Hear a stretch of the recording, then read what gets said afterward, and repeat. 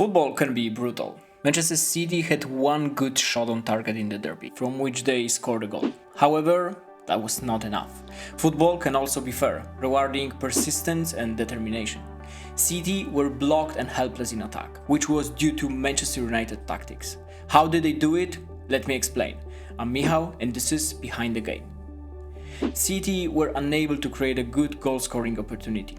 They had only 10 shots. The one ended in a goal, but if it were an element of luck, this goal would not have been scored at all. This season, they had fewer shots only in the match with Liverpool, 7.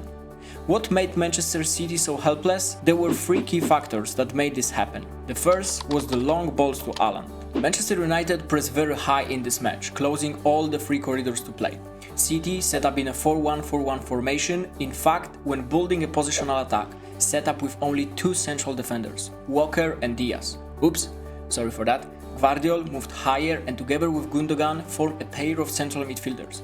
However, both were quite closely marked by United players. The inability to play the ball with them ended up with a long ball to Erling Haaland, who had to deal with Harry Maguire. Additionally, City players used Ederson's help to play the ball in order to create a numerical advantage. But again, the lack of passing options forced the goalkeeper to play a long ball to the striker. And this is where we have to stop. Last season, many teams played very low against City. Fearing the quick play of the ball, they did not want to open up, so they preferred to set a low, tight defense and count on counter-attacks. However, there were teams such as Luton Town or Burnley who decided to approach high and apply pressure all over the pitch. At that time, they were very often punished for that. Ederson played a long ball to Haaland, who positioned himself with his back to the goal, passed the ball to Kevin De Bruyne and went for a through ball. Similarly, in the match against Burnley, where the defender came out of the defensive line, created space behind him, which Haaland used. And Manchester City could not count on such a play on Sunday, because the Norwegian lost almost all the aerial duels. Harry Maguire dealt with the City striker very well, often overtaking him and not allowing to pass the ball to one of the midfielders. This meant that Manchester City did not create any goal situations when the Red Devils approached high in pressing. The second thing is the exclusion of Kevin De Bruyne. He is undoubtedly Manchester City's greatest strength. The Belgian got back to the starting lineup for the match against Nottingham and scored a goal and assist. After this match, Guardiola's side were unbeaten in each of their last 31 Premier League matches with the Belgian in a starting 11. While he has been directly involved in 25 goals across those matches, 9 goals and 16 assists. Ruben Amorim knew very well that eliminating Kevin De Bruyne would be crucial, which is why he decided that the Belgian would be individually marked by Lisandro Martinez. The Argentine ran like a shadow behind the City player. When he received the ball, he jumped to prevent him from passing. This high pressure caused that Kevin De Bruyne made 14 mistakes in the entire match, the most in the team. Even when he was moving back to his own half to get the ball around 30 meters, Martinez was running right behind him, and City were unable to take advantage of that, because Lisandro Martinez, playing as a central defender, very often came out of the defense line, and there was space behind him to play a through ball.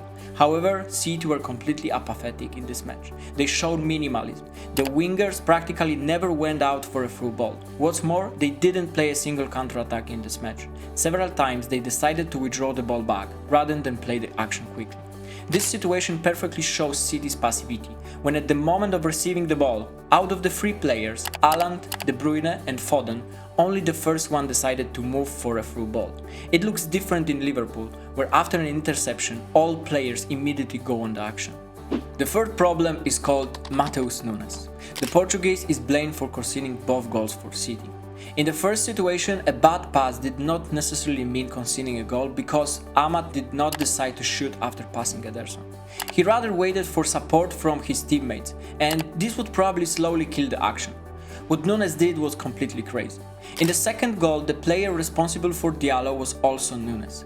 And I understand that you cannot run after the striker, but when a long ball is played, the natural decision for the defender is to go back and block the goal.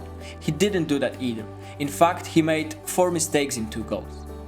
But City's mistakes are not the merit of United's victory. The Red Devils were the dominant side throughout the match. They had more interesting offensive solutions, came out better from under the pressing, they changed side more frequently, took one-on-one duels more often in the side zone and deservedly won this match. Winning the derby is always a big boost for the future. Pep Guardiola and Manchester City are in a big crisis. Changes are needed. What kind? Well, maybe you have an idea what Guardiola should change to get his team back on track. Let me know in the comment. See you in the next analysis.